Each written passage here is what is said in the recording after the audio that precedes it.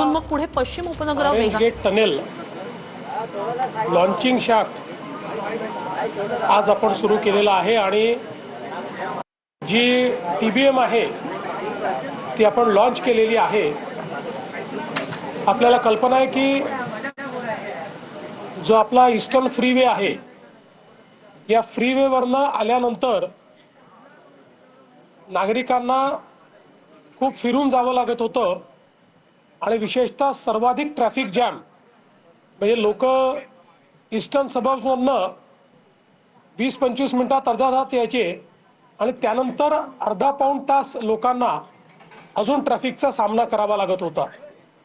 त्यासोबत आपण जो नवी मुंबईचा एअरपोर्ट तयार केला आहे त्याच्याकडे जाण्याकरता दक्षिण मुंबईतले लोक किंवा वेस्टर्न सबर्ब्सचे लोक यांच्याकरताही एक प्रकारे खूप लांबचा पल्ला त्याच्यामध्ये त्यांना गाठावा लागत होता आणि म्हणूनच हा जो काही ऑरेंज गेट टनेल आहे याची संकल्पना करण्यात आली आहे।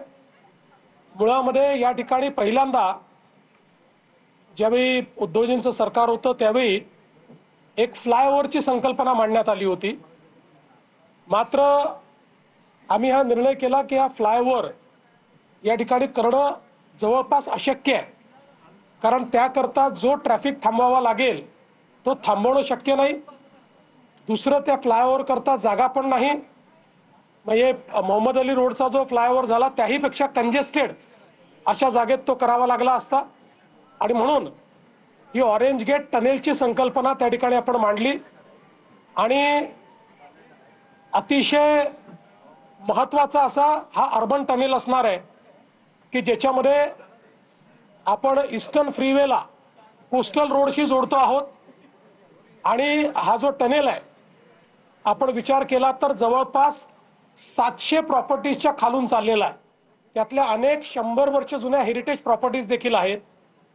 ईस्टर्न रेल्वे आणि सेंट्रल रेल्वे या दोन्हीच्या लाईन्स खालनं तो चाललेला आहे आणि सगळ्यात महत्त्वाचं की त्याच्याही खाली असलेली आपली जी मेट्रो 3 आहे अंडरग्राऊंड त्याच्याही 50 मीटर खालून हा टनेल जाणार आहे।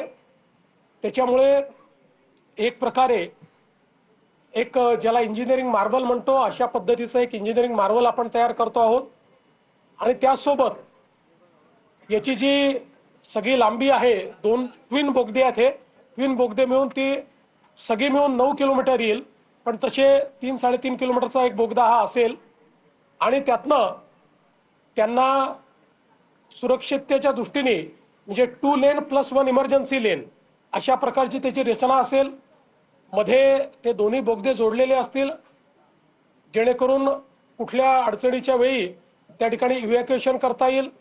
अतिशय चांगली त्या ठिकाणी सगळी जी काही सिस्टीम्स आहेत त्या सगळ्या सिस्टीम्स म्हणजे जी काही हवा वगैरे आली पाहिजे किंवा तिथलं वातावरण उत्तम राहिलं पाहिजे याकरताच्या आधुनिक सिस्टीम्स त्याच्यामध्ये असतील आणि अत्याधुनिक IT AI एनेबल्ड अशा प्रकारची ट्रॅफिक मॅनेजमेंट सिस्टीम देखील याच्यामध्ये असेल।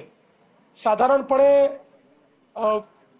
डिसेंबर 28 पर्यंत याचं काम पूर्ण करायचं संकल्पित करण्यात आलेलं आहे, पण आमचा आग्रह आहे की ते अजून 6 महिन्यापूर्वी संपलं पाहिजे।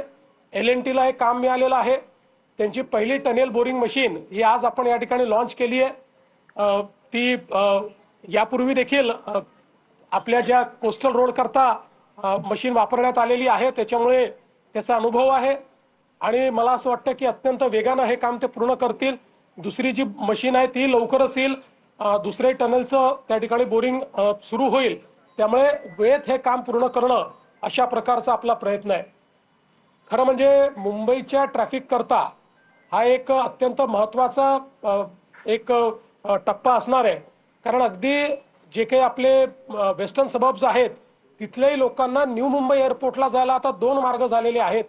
एक ते लोक आपल्या वरळी टू शिवडी जो आपण एक ब्रिज करतोय ओव्हरब्रिज ज्याचं काम पुढच्या वर्षी पूर्ण होईल त्याचाही उपयोग करतील आणि पुढच्या काळामध्ये कोस्टल रोड या ऑरेंज गेट टनेलचाही ते उपयोग करू शकतील, जेणेकरून लवकरात लवकर अगदी कमीत कमी वेळात ते एअरपोर्ट पर्यंत पोहोचू शकतील।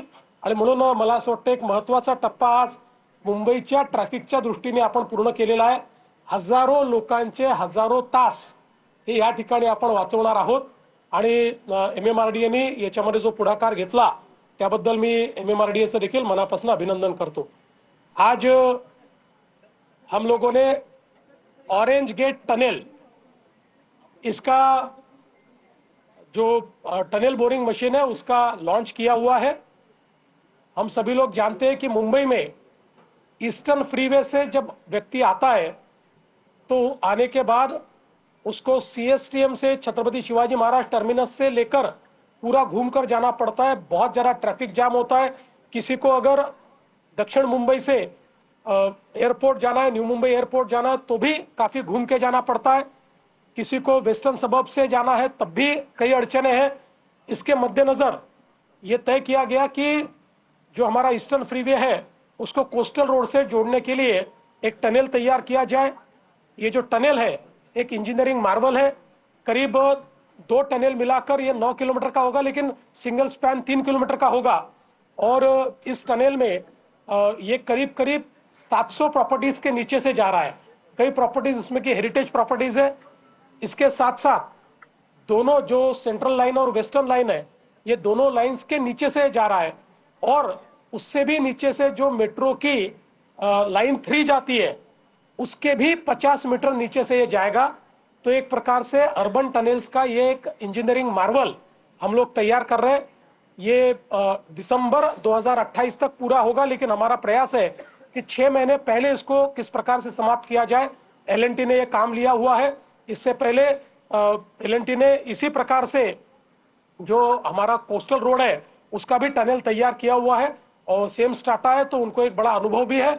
अभी दूसरी भी मशीन जल्दी ही लॉन्च होगी और मैं ऐसा मानता हूं कि इसके कारण वेस्टर्न सबब्स के लोगों को भी अगर न्यू मुंबई एयरपोर्ट जाना है तो वर्ली शिवड़ी एक हम लोगों ने एलिवेटेड रोड दिया हुआ है और दूसरा ये जो कोस्टल रोड से लेकर ईस्टर्न फ्रीवे तक का रोड है, ये दोनों के कारण उनको फायदा होगा।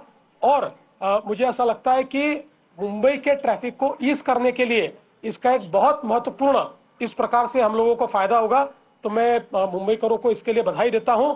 MMRDA ने एक बहुत इसमें पहल की, इसलिए MMRDA को भी मैं बहुत बहुत शुभकामनाएं देता हूं।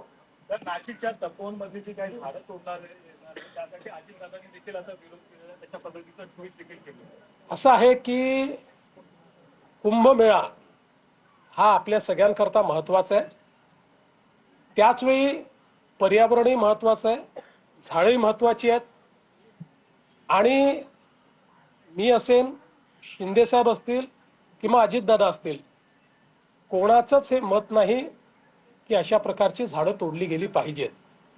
मात्र याच्यामध्ये एक गोष्ट आपल्याला लक्षात घ्यावी लागेल, प्रयागराजचा कुंभमेळा ज्या ठिकाणी होतो तिथे 15,000 हेक्टर जागा आहे आणि आपला कुंभमेळा ज्या साधुग्रामला शतकानुशतक होतोय तिथे फक्त 300-350 एकर जागा आहे। 15,000 हेक्टर आणि 350 एकर। आणि ही जी काही झाडं आहेत, आपण जर 2015-2016चा गुगल मॅप बघितला त्यातलं कुठलंच झाड आपल्याला दिसत नाही।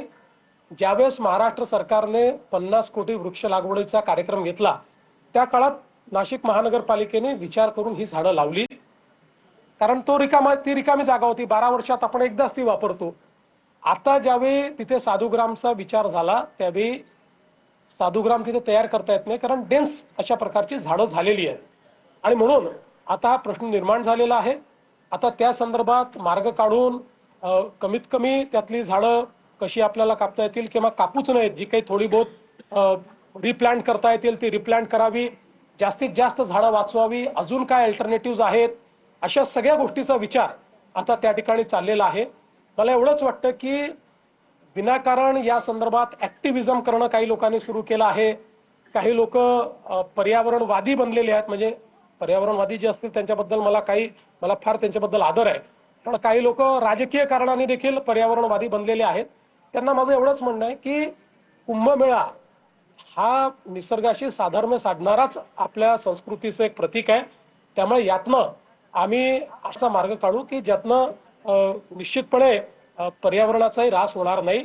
पण काही लोकांना असं वाटतंय की कुंभमेळ्यात अडथळेच यावे अशा लोकांना मात्र मी सांगतो की अडथळे आम्ही येऊ देणार नाही. केंद्रीय कृषी मंत्र्यांनी स्पष्ट केलंय की आतापर्यंत पावसामुळे झालेल्या नुकसानाचा अहवाल अद्यापही केंद्राला दिला नाहीये. केंद्राकडे मदत मागितली नाही महाराष्ट्र सरकारने. पुन्हा एकदा आपल्याला सांगतो की जी प्रश्न उत्तरं येतात ही 35 दिवस आधी सबमिट केलेली प्रश्न उत्तरं असतात. केंद्र सरकारने आपला त्या ठिकाणी जो काही अहवाल आहे तो केंद्राला गेलेला आहे. केंद्र सरकारने टीम देखील पाठवली. 2 वेळा टीम आपल्याकडे येऊन गेली. त्या टीमने त्या संदर्भातला अहवाल दाखल केलेला आहे आणि आता आपला अहवाल अंतिम टप्प्यात आहे. मात्र इन्फ्रास्ट्रक्चरचं जे नुकसान झालं त्या संदर्भात केंद्र सरकारने सांगितलं होतं की आमची टीम नंतर येईल, आधी कृषीची टीम येऊन जाईल.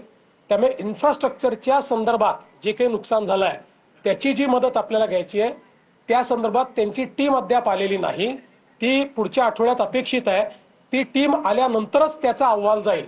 कृषीच्या संदर्भातला आपला अहवाल गेलेला आहे. सर हिंदी में तपोवन को लेकर है.